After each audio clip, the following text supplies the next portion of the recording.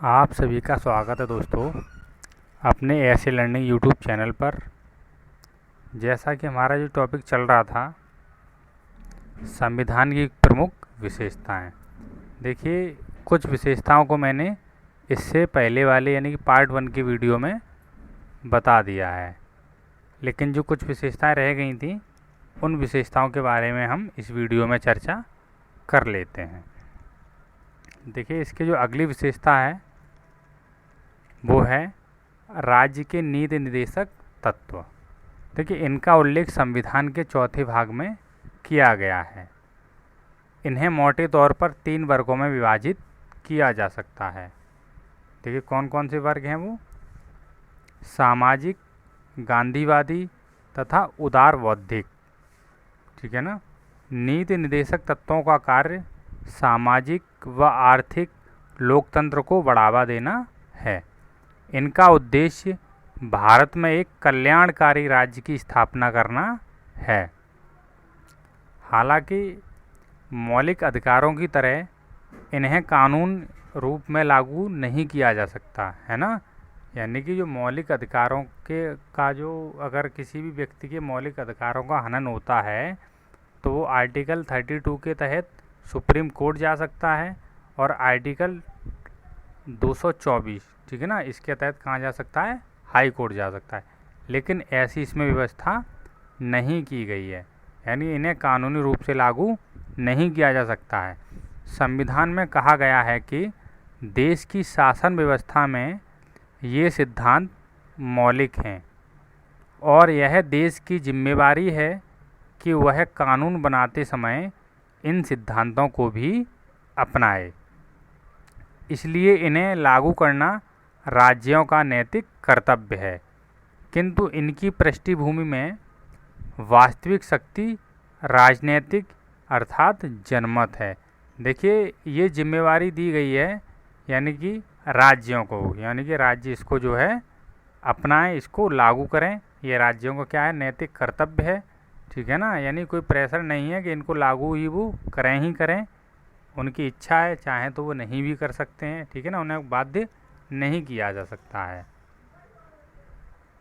चलिए दोस्तों, आगे बढ़ लेते हैं। फिर बाकी की जो शक्ति है जनता के हाथ में। अगर कार्य ठीक प्रकार से नहीं होता है तो जनता में ताकत है कि वो सत्ता को जो है परिवर्तन करे अगले 5 साल में जब भी चुनाव होते हैं। ठीक है ना। चलिए, जो अगला है, अगली विशेषता इसकी वो है मौलिक कर्तव्य।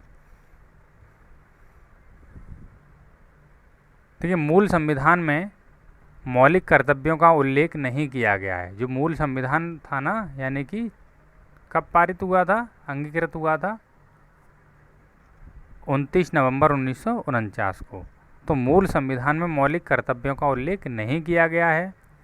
इन्हें स्वर्ण सिंह समिति की सिफारिश के आधार पर 1976 में यानी कि 42वें संविधान संशोधन के माध्यम से आंतरिक आपातकाल, यानी कि जो आंतरिक आपातकाल था वो 1975 से 76 के दौरान शामिल किया गया था। ठीक है ना। इंदिरा गांधी की सरकार थी उस टाइम पे। तो 2002 के 86वें, ठीक है ना, संविधान संशोधन ने एक और मौलिक कर्तव्य जोड़ा। ठीक है ना। एक और मौलिक कर्तव्य क्या हुआ इसमें जोड़ा गया सन 2002 में 86वें यानी कि 86वें संविधान संशोधन अधिनियम के अंदर। ठीक है ना।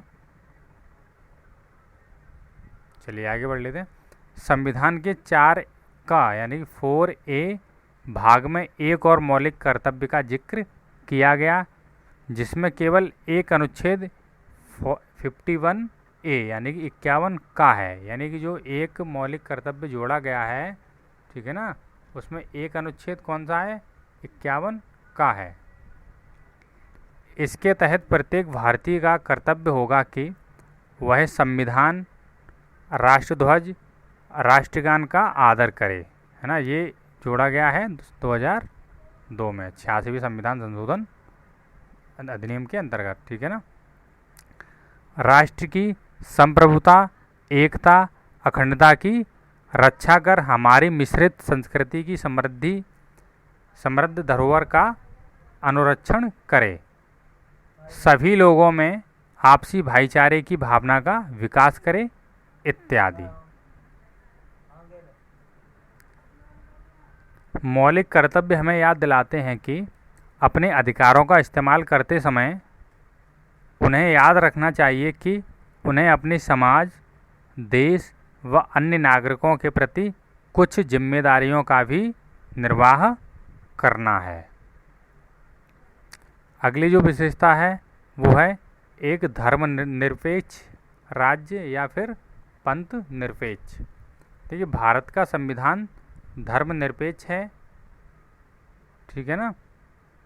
संविधान के निम्नलिखित प्रावधान भारत के धर्मनिरपेक्ष लक्षणों को दर्शाते हैं। देखिए, देख लेते हैं कौन कौन से वो लक्षण हैं। देखिए, पहला है वर्ष 1976 के 42वें संविधान संशोधन द्वारा संविधान की प्रस्तावना में धर्मनिरपेक्ष शब्द को जोड़ा गया। देखिए, जो 42वां संविधान संशोधन हुआ था 1976 में, इसमें देखिए 3 शब्दों को जोड़ा गया था। जो संविधान की प्रस्तावना है इसमें 3 शब्दों को जोड़ा गया था। तो कौन कौन से, देखिए पहला तो धर्मनिरपेक्ष हो गया या फिर पंथ निरपेक्ष हो गया, ठीक है ना। दूसरा था आपका समाजवादी और तीसरा था अखंडता। यानी कि इन 3 शब्दों को 42वें संविधान संशोधन में, है ना, हुआ था ना, तब इनको जोड़ा गया था। दूसरा पॉइंट है प्रस्तावना हर भारतीय नागरिक की आस्था, पूजा अर्चना व विश्वास की स्वतंत्रता की रक्षा करती है। तीसरा है किसी भी व्यक्ति को कानून के समक्ष समान समझा जाएगा और उसे कानून की समान सुरक्षा प्रदान की जाएगी। यानी कि जो समानता का अधिकार आर्टिकल नंबर किसमें है, 14 में। अगला पॉइंट है धर्म के नाम पर किसी भी प्रकार का भेदभाव नहीं किया जाएगा। आर्टिकल नंबर 15 में ये बताया गया है। सार्वजनिक सेवाओं में सभी नागरिकों को समान अवसर दिए जाएंगे। आर्टिकल नंबर 16, यानी किसी भी व्यक्ति के साथ किसी भी तरह का कोई भी भेदभाव नहीं किया जाएगा। छठवां पॉइंट है हर व्यक्ति को किसी भी धर्म को अपनाने व उसके अनुसार पूजा अर्चना करने का समान अधिकार है। यानी कि कोई भी व्यक्ति चाहे किसी भी धर्म को अपना सकता है, वो पूर्ण रूप से स्वतंत्र है। आर्टिकल नंबर 25 में इसका जिक्र किया गया है। अगला पॉइंट है हर धार्मिक समूह अथवा इसके किसी हिस्से को अपने धार्मिक मामलों के प्रबंधन का अधिकार है। यानी कि अपने धार्मिक मामलों के जो प्रबंधन का अधिकार है, आर्टिकल नंबर 28 में इसको दर्शाया गया है। देखिए, अगला पॉइंट है किसी भी व्यक्ति को किसी भी धर्म विशेष के प्रचार के लिए किसी प्रकार का कर देने के लिए बाध्य नहीं किया जाएगा। यानी कि किसी भी प्रकार का टैक्स लगता है ना, उसे देने के लिए बाध्य नहीं किया जाएगा। किसी भी धर्म का प्रचार कर सकता है और प्रचार करने के लिए किसी भी प्रकार का टैक्स देने के लिए बाध्य नहीं किया जाएगा। इसका एक्सप्लेनेशन है आर्टिकल नंबर 27 में। अगला पॉइंट है किसी भी सरकारी शैक्षणिक संस्थान में किसी प्रकार के धार्मिक निर्देश नहीं दिए जाएंगे। अगला पॉइंट है नागरिकों के किसी भी वर्ग को अपनी भाषा, लिपि अथवा संस्कृति को संरक्षित रखने का अधिकार है। आर्टिकल नंबर 29 में इसका वर्णन किया गया है। अगला पॉइंट है अल्पसंख्यकों को अपनी पसंद के शैक्षिक संस्थान, ठीक है ना, यहाँ संस्थाना हो गया तो संस्थान होना चाहिए था, संस्थान की स्थापना करने और उन्हें संचालित करने का अधिकार है। ये आर्टिकल नंबर 13। देखिए, जब मैं आपको मौलिक अधिकार करवाऊंगा, मौलिक कर्तव्य कराऊंगा और राज्य के नीति निर्देशक तत्व भी कराऊंगा, इनकी मैं अलग अलग से वीडियो सभी की बनाऊंगा। लेकिन अभी हम जो संविधान की विशेषताएं पढ़ रहे हैं उनके बारे में जानकारी कर लेते हैं। और अगला है, देखिए पॉइंट, राज्य सभी नागरिकों के लिए समान नागरिक संहिता बनाने के लिए प्रयास करेगा। ठीक है ना, आर्टिकल नंबर 44। देखिए, अगला पॉइंट है सार्वभौमिक वयस्क मताधिकार। देखिए, हर वह व्यक्ति जिसकी उम्र कम से कम 18 वर्ष या उससे अधिक, ठीक है ना, कम से कम 18 वर्ष उसकी होनी चाहिए, 18 वर्ष है, उसे धर्म, जाति, लिंग, साक्षरता इत्यादि के आधार पर कोई भेदभाव किए बिना मतदान करने का अधिकार है, ठीक है ना। बिना किसी भेदभाव के उस व्यक्ति को अपना वोट डालने का अधिकार है, ठीक है ना। चलिए दोस्तों, इसमें कुछ महत्वपूर्ण बात है, उसे देख लेते हैं। वर्ष 1989 1989 में 61वें संविधान संशोधन अधिनियम 1988 के द्वारा मतदान करने की उम्र को 21 वर्ष से घटाकर 18 वर्ष कर दिया गया था। देखिए दोस्तों, जो 21 वर्ष वोट डालने की उम्र थी ना, उसे घटाकर 18 वर्ष कर दिया गया था। किस संविधान संशोधन में किया गया था? 61वें संविधान संशोधन में किया गया था। और 61वां संविधान संशोधन कब हुआ था, यानी किस सन में हुआ था? वो हुआ था 1989 में, ठीक है ना दोस्तों। बाकी के जो संविधान संशोधन की भी वीडियो मैं अलग से बनाऊंगा, ठीक है ना, वहाँ पे और चीज़ें क्लियर हो जाएंगी। अगला देखिए, विशेषता है अगली, एकल नागरिकता। भारतीय संविधान बहुत फेडरल कहते हैं, देखिए संघीय, ठीक है, संघीय है और दो लक्षणों यानी कि एकल व संघीय का प्रतिनिधित्व करता है, मगर इसमें एकल नागरिकता का प्रावधान है। व्यक्ति भारत के किसी भी कोने में क्यों न रह रहा हो, लेकिन उसके लिए एकल नागरिकता का ही प्रावधान होगा, अर्थात भारतीय नागरिकता, ठीक है ना। कौन सी नागरिकता होगी? एक, वो भी कौन सी? भारत में रह रहा है तो ऑब्वियसली भारतीय नागरिकता होगी। लेकिन दूसरी ओर अमेरिका जैसे देशों में प्रत्येक व्यक्ति के पास न केवल नागरिकता होती है, बल्कि वह जिस राज्य में रहता है उस राज्य की भी नागरिकता होती है। यानी कि वहाँ देखिए, अमेरिका में दो नागरिकताएं मिलती हैं, एक तो जिस स्टेट में वो रह रहा है या जिस राज्य में वो रह रहा है वहाँ की, और दूसरी वहाँ के राष्ट्र यानी कि उस देश की, यानी कि दो नागरिकता हो गई। इसलिए वह अधिकारों के दो समूहों का लाभ उठाता है।